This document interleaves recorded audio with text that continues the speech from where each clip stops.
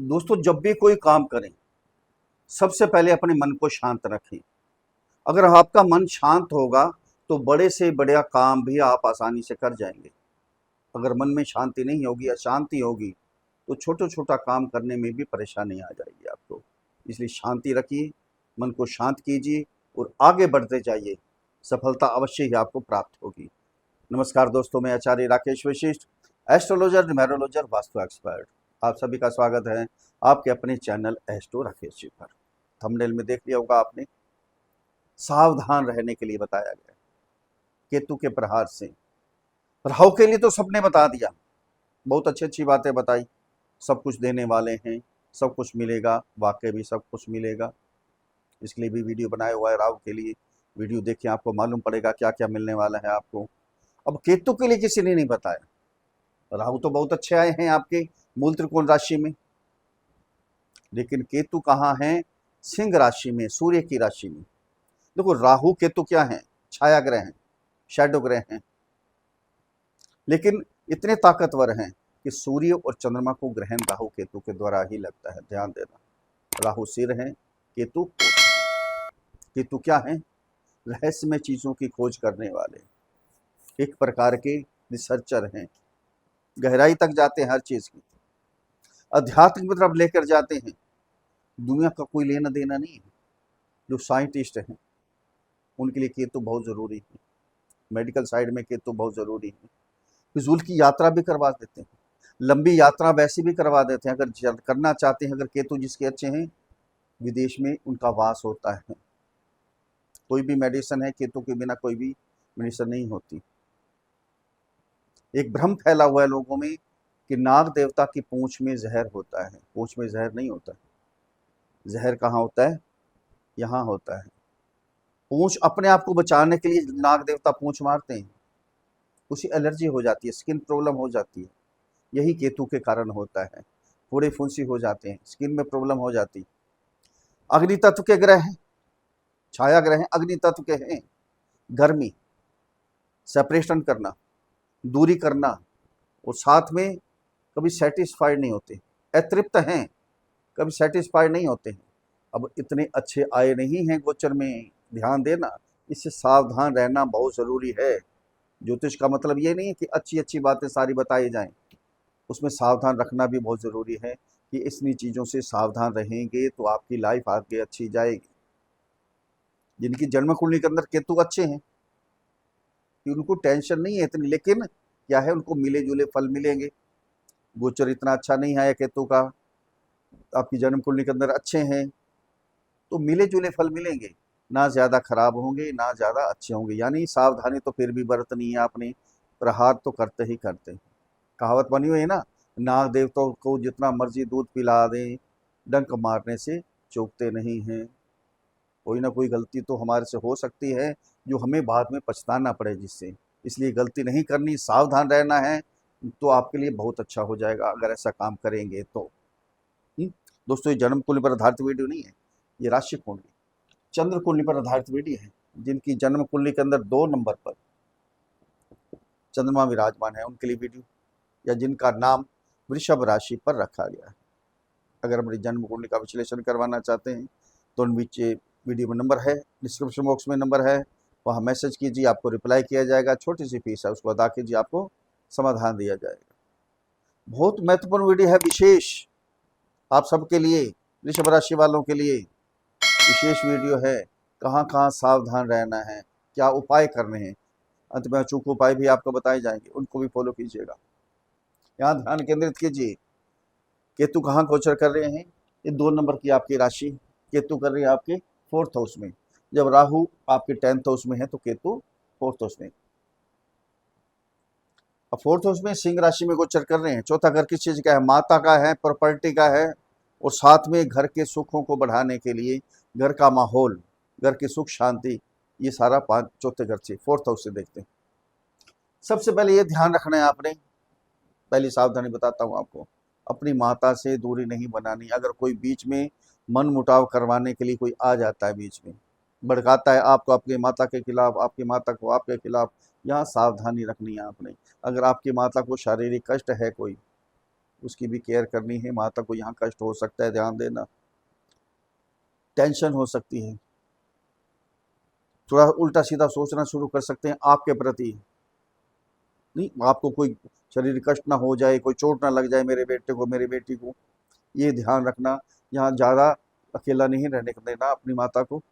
Property है, property ले सकते हैं आप, लेकिन ध्यान देना, प्रॉपर्टी भी लेनी है तो सोच समझ के लेनी है, किसी की सलाह लेके उसके बाद ऐसे नहीं ले लेनी। अगर कोई आपको बोलता है कि प्रॉपर्टी ये ले लीजिए, इतनी बढ़ जाएगी, 1 साल में डबल हो जाएगी, ऐसे नहीं करना। सोच समझ कर, पॉजिटिव नेगेटिव सब कुछ देख कर, क्योंकि सेटिस्फाई नहीं होंगे आप। प्रॉपर्टी एक बार ले लेंगे, फिर सोचेंगे नहीं और दूसरी ले लेते वो बढ़िया रहती, वो दूसरी तीसरी ले लेते वो बढ़िया रहती। ये नहीं, एक बार ले ली तो ले ली। ध्यान देना, गाड़ी लेनी है सोच समझ के लेनी है। ऐसा ना हो आज गाड़ी लेके आए, कल को सोचें नहीं जी कलर अच्छा नहीं है, दूसरी कंपनी के ले लेते और बढ़िया ले लेते।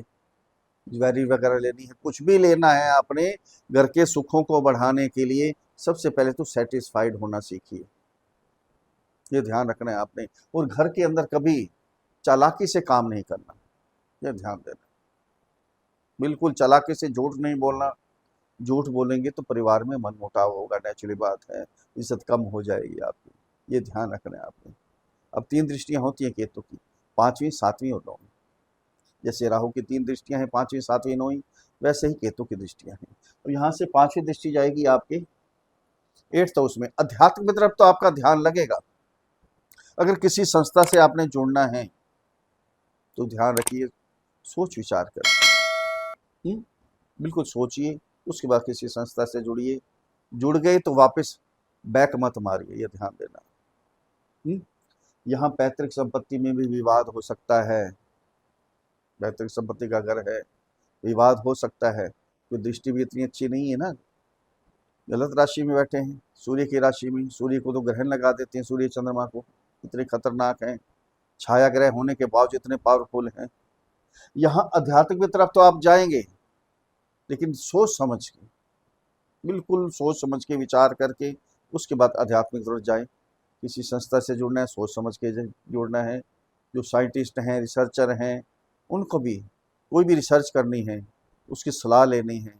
किसी के बहकावे में आकर उल्टे सीधे काम नहीं कर बैठने। तो कई बार क्या होते हैं, अगर कोई हमारे एनिमी है तो आपको क्या करेंगे, रिसर्च आप कर रहे हैं, बहुत अच्छी जा रही है, नहीं नहीं कोई फायदा नहीं है, पहले हो चुकी है जी, सबने कर लिया, उसने कर लिया, उसने कर लिया, आप सब समाप्त कर देंगे। ऐसे नहीं करना। यहाँ बहकाने वाले बहुत लोग आएंगे आपको, ये ध्यान देना। ये दृष्टि जाएगी 7वीं आपके कैरियर स्थान पे, कैरियर आगे बढ़ेगा। राहु वहीं विराजमान है, राहु भी चतुर चालाक हैं, और केतु झूठ बुलवाते हैं। चालाकी तो अपनाते ही हैं, झूठ बुलवाते हैं, चोरी चकारी करवाते हैं। या कैरियर की ये ध्यान रखना है, कैरियर जब आगे आपका बढ़ रहा है तो बढ़ने दीजिए, उसको उल्टे सीधे कामों से खराब मत कीजिए। जॉब सही चल रही है, अपनी वाणी को शुद्ध रखिए। वाणी शुद्ध होगी तो आपके बॉस से, आपके कुलीग जो हैं, उनसे आपके संबंध अच्छे होंगे। नहीं तो क्या होगा, केतु डिससेटिस्फेक्शन लेकर आएंगे। जो कैरियर चल रहा है, आपका बिजनेस चल रहा है, उसमें सेटिस्फाइड नहीं होंगे। बिजनेस चल रहा है, नहीं मज़ा नहीं आया, इसको छोड़ो, दूसरा बिजनेस करो। यहाँ करवा सकते हैं केतु, बड़ी सोच समझ के, ऐसे नहीं कि जल्दबाजी में कोई भी फैसला नहीं लेना है। 9वीं दृष्टि जाएगी आपके 12th हाउस में। इमिग्रेशन में हो सकता कोई रुकावट आए। विदेश जो गए हुए हैं उनको थोड़ी मानसिक परेशानी हो सकती है, थोड़ी टेंशन हो सकती है, थोड़े काम रुक सकते हैं, काम में थोड़ी सी कमी आ सकती है। लेकिन यहाँ सोच समझ के आगे बढ़ना है आपने, जल्दबाजी में फैसला नहीं लेना है। बाहर जाने का आपका प्रोग्राम है, यात्रा करवाते हैं कि तो ये ध्यान देना, यात्रा करवाएंगे लेकिन गलत तरीके से यात्रा नहीं करनी है आपने। बिल्कुल वीज़ा लगवा के, पासपोर्ट वीज़ा सब कुछ, सब पेपर आपके क्लियर हों, सब कागज़ आपके क्लियर हों, तभी विदेश यात्रा कीजिए, विदेश जाइए। विदेश में जाकर सेटल भी हो सकते हैं, क्योंकि आप कोई भी उल्टा सीधा कागज़ बना लेंगे बेईमानी से, ये केतु करवा सकते हैं उल्टे सीधे कामों से, तो फंस सकते हैं आप। ये ध्यान रखना है आपने। ये सावधानी बरत लेंगे तो बाकी जो ग्रह हैं आपको बहुत अच्छे फल देंगे। केतु भी आपको खराब नहीं करेंगे, नेचुरल सी बात है। अगर मेरे समझाने का तरीका आपको अच्छा लगा है तो चैनल को सब्सक्राइब करें, वीडियो को फॉलो करें, शेयर करें, लाइक करें, एक छोटा सा कमेंट से लिखकर भेजें। जय श्री राम, हर हर महादेव। बड़ी प्रसन्नता होगी। अब उपाय क्या करने हैं आपने? सबसे पहले आपकी राशि के स्वामी शुक्र है। शुक्र का बीज मंत्र ओम द्राम द्रीम द्रौम सह शुक्राय नमः, इस मंत्र की एक माला का जाप करते रहिए, कल्याण होगा। अब स्ट्रीट जो हैं, गली के जो कुत्ते हैं, उनकी सेवा कीजिए, दूध पिलाइए, बिस्किट खिलाइए, उनकी सेवा करते रहिए। पत्थर नहीं मारना, पैर नहीं मारना, ये ध्यान रखना है आपने। और शनिवार के दिन या मंगलवार के दिन चाय पत्ती का दान कीजिए मंदिर में, धर्म स्थान पे, कहीं भी, मंदिर, गुरुद्वारा, जो भी अब जिसको आप मानते हैं, वहां जब चाय पत्ती का दान करेंगे तो आपका कल्याण होगा। फिर मिलते हैं अगली वीडियो में, तब तक के लिए हर हर महादेव।